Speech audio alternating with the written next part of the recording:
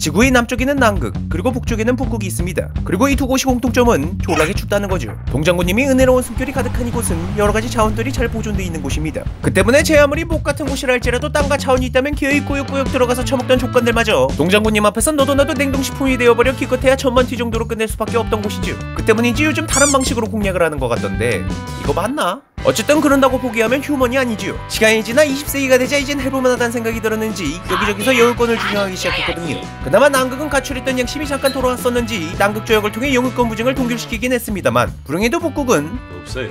그런 거 없었지요. 그렇다 보니 이곳은 본격적으로 여유권 다툼이 일어나곤 합니다. 심지어 전쟁까지 일어났을 정도로 말이지요.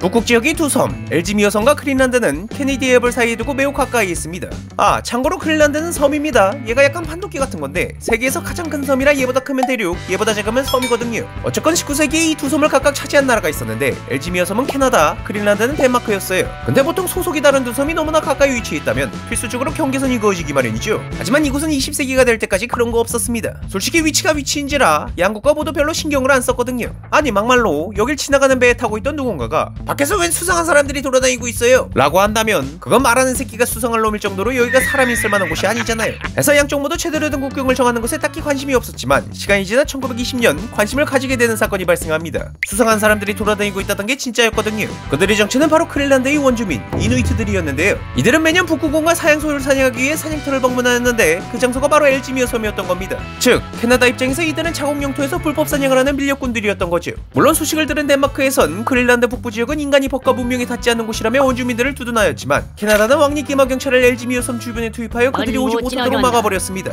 사실 부연 설명을 좀 하자면 한쪽은 500년 전부터 해온 사냥을 갑자기 막은 거고 다른 한쪽은 생존이 아닌 밀렵으로 교육소에 파는 게 주 목적이었어서 둘 다 잘한 건 없습니다. 어쨌거나 이 사건을 기점으로 두 국가는 국경을 정하는 것에 대한 필요성을 조금씩 느끼기 시작했어요. 해서 1974년 12월 17일 두 국가는 유엔을 통해 협정을 맺게 되었는데 그 내용은 두 섬 사이에 있는 물길이 중앙을 두 나라의 경계로 삼는 것이었어요. 근데 이렇게 하고 보니 문제가 하나 생겼습니다. 케네디 해협에는 작은 섬 3개가 있었거든요. 각각 크로지어 섬, 프랭클린 섬, 그리고 한스 섬이라는 이름을 가지고 있었는데 이 중 한스 섬이 딱 해협이 중간에 위치해 있던 겁니다. 그렇게 갈등의 불씨가 남아있었는데 왜인지 둘 모두 이 섬을 신경 쓰지 않은 채 합의를 통과시켰어요. 결국 이 작은 불씨는 커지게 되어 위스키 전쟁이란 끔찍한 사건이 일어나게 되죠.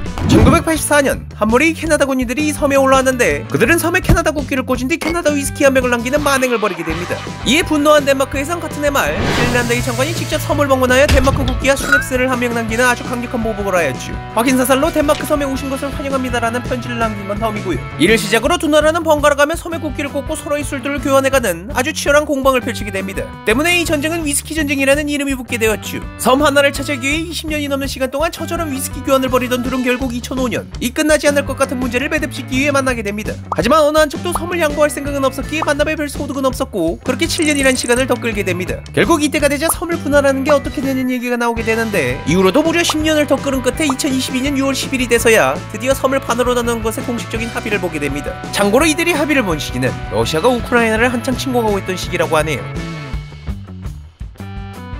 이렇게 해서 1973년에 시작된 전쟁의 불씨는 무려 약 50년이 지나서야 완전히 꺼지게 되었다고 합니다. 하지만 이 합의는 두 가지의 아물지 않는 상처를 남기게 되었는데요. 첫째는 이제 한스 섬이 중간에 국경이 생긴 분단섬이 되어버렸다는 것이며 둘째는 두 나라 모두 타국과 육지를 맞댄 신경 써야 될 국경이 이젠 2배가 되어버렸다는 거죠. 역시 전쟁은 그 후유증마저도 끔찍하네요.